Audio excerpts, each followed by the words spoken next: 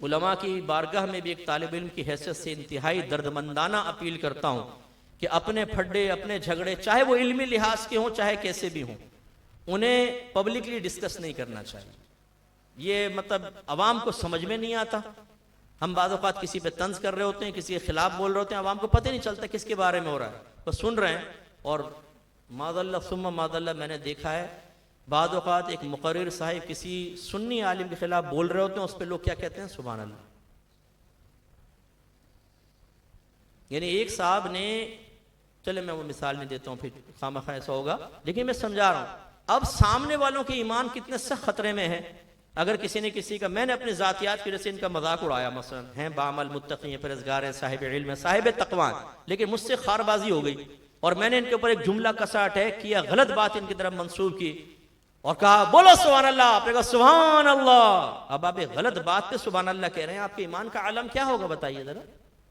इसलिए ये ना करें खुदारा। अब अपने ग्रुप्स के अंदर इस तरह भी ना डालें, भाई ये देखें कि झगड़ा आया है, आप इसके बारे में क्या कहते हैं, क्योंकि हमारे पास काम तो और कोई है ही नहीं ना, क्या करें यार, बोर हो रहे हैं। तो हमारे तो कान मुंतजिर होते हैं, किसी ने गुस्ताखी कर दी, किसी ने कोई जुमला बोला, कोई क्लिप नहीं आ रही, यार आजकल बड़ा ठंडा ठंडा माहौल चल रहा है। फिर जब आना शुरू होती है तो जैसे सियासी माहौल गर्म हो जाता है ना, आजकल 3 महीने बड़े इंपॉर्टेंट है मुल्क के लिए, सियासी माहौल गर्म हो जाता है, हमारा दीनी माहौल गर्म हो जाता है, एक्टिविटीज मिल जाती है, फौरन भेजेंगे, सुना ये क्लिप सुन फिर बात करता हूं। वो सुनाया, अब इस पे कमेंट्स पूरे उसमें डाल दिया, यूट्यूब पर, उस पे अपने व्हाट्सएप ग्रुप पर, इस पे कमेंट्स पास करें। अरे भाई आपने कारोबार करना हो, कभी इन ग्रुप वालों से मशवरा नहीं करोगे। बेटी की शादी करनी हो, बोलेंगे फ्रॉडी क्या मुझे मशवरा देंगे। आपने इन्वेस्टमेंट करनी हो, कभी मशवरा नहीं करेंगे। लेकिन दीनी मामले में जरा आप बताएं क्या कहते हैं आप इसके बारे में। फिर जो वो डब्बा बांधते हैं किसी आलिम दीन का, किसी सुन्नी मुक्तदा शख्सियत का, वो फिर खुद भी गुनाहगार हो होते हैं, आप भी गुनाहगार हो होते हैं।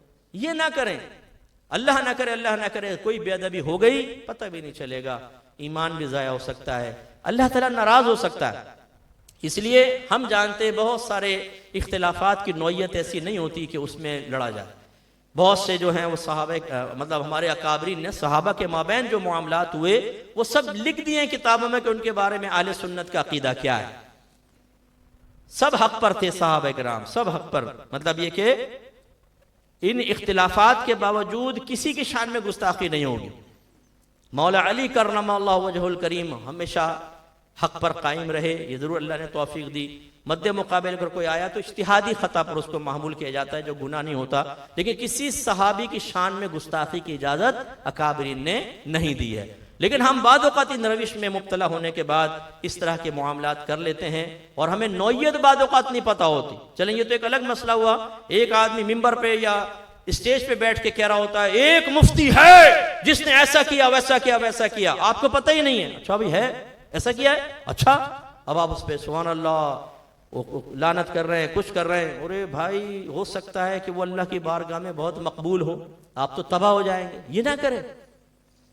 आप अगर ये सोचते हैं कि नहीं जी सामने आलिम दीन कह रहे हैं, गलत कोई कह रहे होंगे, हो सकती है हमसे भी मिस्टेक हो सकती है, हम भी इंसान हैं, हो सकता है हम पर भी जातियात गालिब आए और हम किसी जाती इंतकाम लेने के लिए चाहें कि उसकी मुआशरे में बेइज्जती हो जाए। मैं बड़े अफसोस के साथ कहता हूं कि हमारे दीनी हलकों में लेग पुलिंग बहुत ज्यादा है, टांगे खींचने का इतना रवाज है, हसद कूट कूट के भरा हुआ है। ये बातनी तरबियत हम लोग नहीं कर पाते हैं, ये बड़े मसाइल होते हैं। इसलिए ये समझना कि अगर कोई आलिम दीन बयान कर रहा है बशमूल मेरे, तो ये अगर किसी के खिलाफ बोल रहा है तो बिल्कुल हक़ी कह रहा होगा, हो सकता है ऐसा ना हो। इसलिए मैं आपसे गुजारिश कर रहा हूं बहुत ही दायरा अदब में रहकर कि आप किसी भी ऐसे झगड़े का हिस्सा ना बने, क्योंकि यही तालीमात औलिया है।